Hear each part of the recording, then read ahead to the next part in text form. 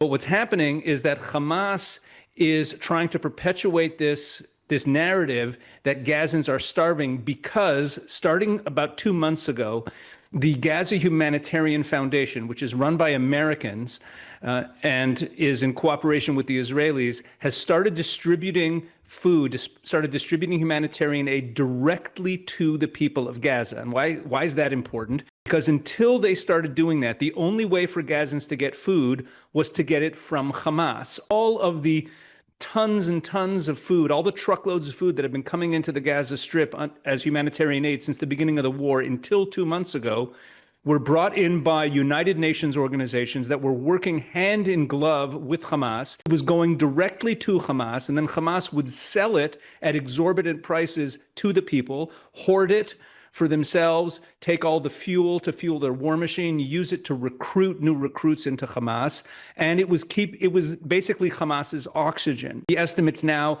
by the United States, by the State Department, is that Hamas has made approximately $500 million just from selling aid to the people of the Gaza Strip since the war has began. So Israel has realized for a long time that this is a problem because while the aid has to get to people, the aid is also fueling Hamas. So 2 months ago, they started this new program where in areas that are under Israeli security control on the Gaza Strip, they distribute the food directly to the Gazan citizens. So what's happening now is because food is being distributed directly to the Gazan citizens at these distribution centers, that's cutting off Hamas's oxygen because the people can get food directly from the Gaza Humanitarian Foundation. They don't have to pay exorbitant prices to Hamas, and Hamas is both losing control of the population and also losing their cash flow. It has no basis in fact. There's nobody dying of starvation in the Gaza Strip. People of Gaza are not starving, but Hamas needs to perpetuate this narrative so that the Gaza Humanitarian Foundation is discredited